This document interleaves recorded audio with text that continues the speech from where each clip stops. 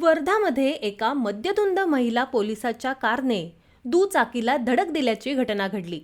या धडकेत 2 जण जखमी झाले आहेत। नागरिकांनी महिला पोलिसाला थांबवत जाब विचारला असता महिला पोलीस कर्मचारीनेच उलटा जबाब दाखवत तिथून पळ काढला। या प्रकाराबाबत रामनगर पोलिसांनी अपघाताची नोंद घेतली असल्याचं माहिती आहे। मिळालेल्या माहितीनुसार खासगी कारने महिला कर्मचारी आणि एक पुरुष पोलीस कर्मचारी जात होते। हे दोघेही मद्यधुंद होते। दारूच्या नशेत असलेल्या महिला कर्मचाऱ्याच्या हाती कारची स्टेअरिंग होती। वर्धा आर्वी मार्गावरील अग्रगामी शाळेजवळ या मद्यधुंद महिला पोलीस कर्मचारीने एका दुचाकीला धडक दिली। या धडकेत दुचाकीवरील दोघेही जण जखमी झाले।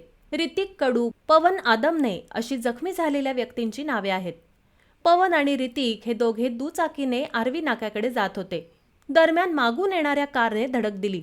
अपघातात ऋतिक कडू यांच्या हाताला मार लागला, तर पवन आदमने हा किरकोळ जखमी झाला। अपघात होताच नागरिकांनी धाव घेतली असता स्टेअरिंग सीटवर गणवेशात महिला पोलीस दिसली।